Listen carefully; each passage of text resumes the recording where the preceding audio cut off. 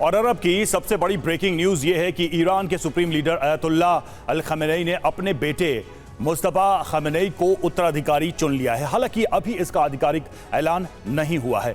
American media की report है कि खमेनी फिलहाल कोमा में है और बीमारी की आशंका के चलते उन्होंने मुस्तफा को सितंबर में ही उत्तराधिकारी चुन लिया था। मुस्तफा के ईरान का सुप्रीम लीडर बनते ही प्रॉक्सी के हौसले बुलंद हो गए हैं और इजरायल पर संगठित हमले शुरू कर दिए गए। देखिए कैसे मुस्तफा खामेनी इजरायल विनाश का ऑपरेशन तैयार कर रहे हैं और क्यों प्रॉक्सी के हौसले बुलंद हैं।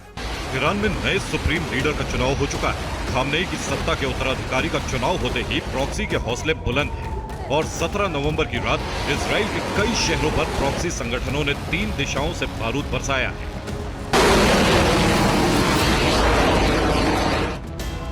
ईरान का सबसे बड़ा लक्ष्य है इजराइल का विनाश।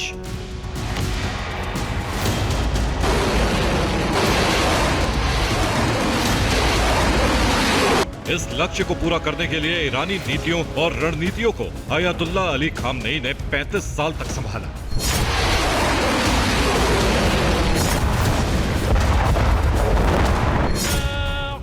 नसरल्ला की मौत के बाद अयतुल्ला अली खामनेई ने जब बरसों बाद नमाज अदा कराई, तब भी उन्होंने इजराइल को तबाह करने की बात कही।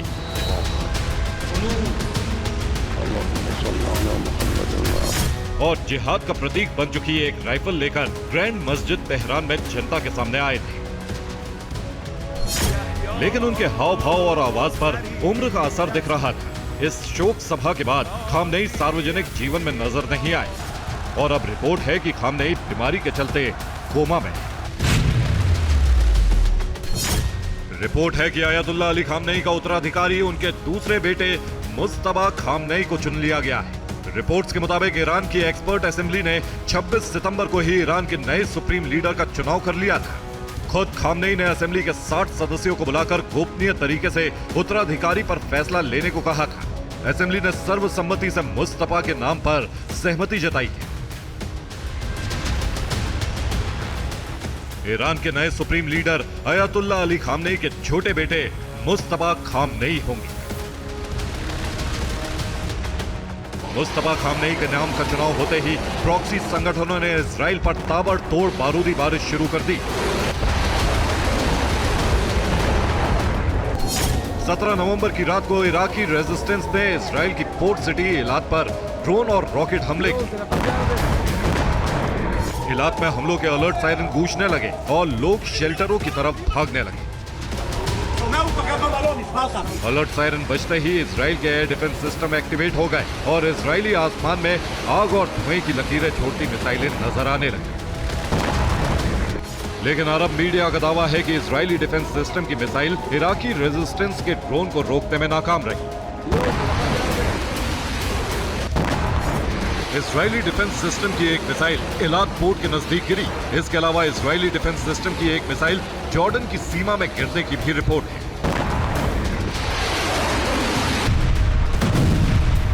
हालांकि इन हमलों में इजराइल को कितना नुकसान हुआ, इसके बारे में स्पष्ट जानकारी नहीं मिल पाई। लेकिन इराकी रेजिस्टेंस के साथ ही हिजबुल्लाह ने भी इजरायली शहरों पर रॉकेट हमले किए हैं।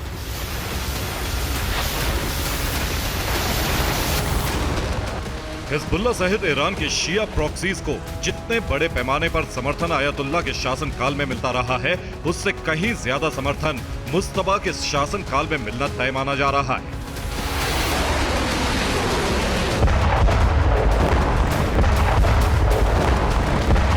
क्योंकि 55 साल के मुस्तफा को अपने पिता से ज्यादा कट्टरपंथी माना जाता है और वो अमेरिका के धर्म विरोधी है।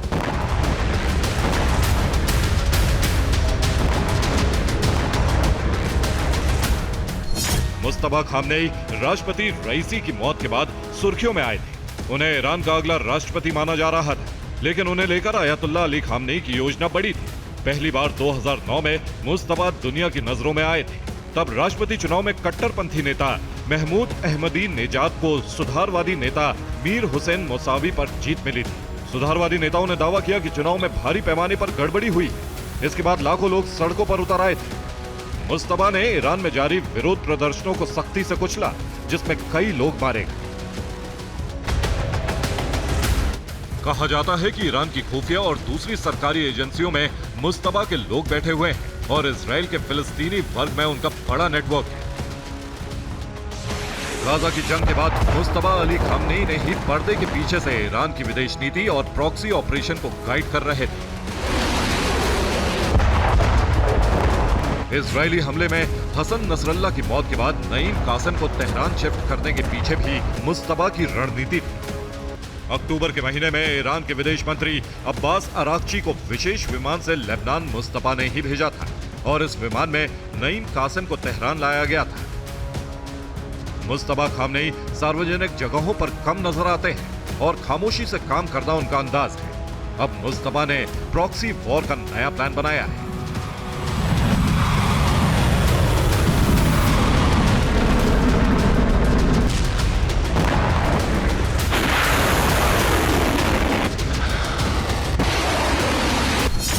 चौदह नवंबर को ही ईरानी सुप्रीम लीडर की एडवाइजरी काउंसिल के नेता अली लारिजानी ने लेबनान सीरिया का दौरा किया। माना जा रहा है कि मुस्तफा ने ही लारिजानी को दौरे पर भेजा था। इस दौरे में लारिजानी की मुलाकात प्रॉक्सी संगठनों के अलग अलग नेताओं से हुई। इस बैठक में तय किया गया है कि प्रॉक्सी के छोटे छोटे गुट इजराइल पर हमले करेंगे। इजराइल पर सीरिया, लेबनान, इराक और यमन से एक साथ हमले किए जाएंगे।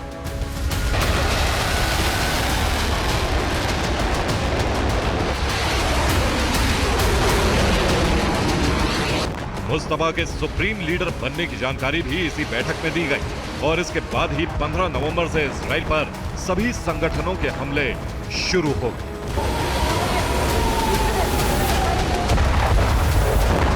Bureau report, TV9 Bharat.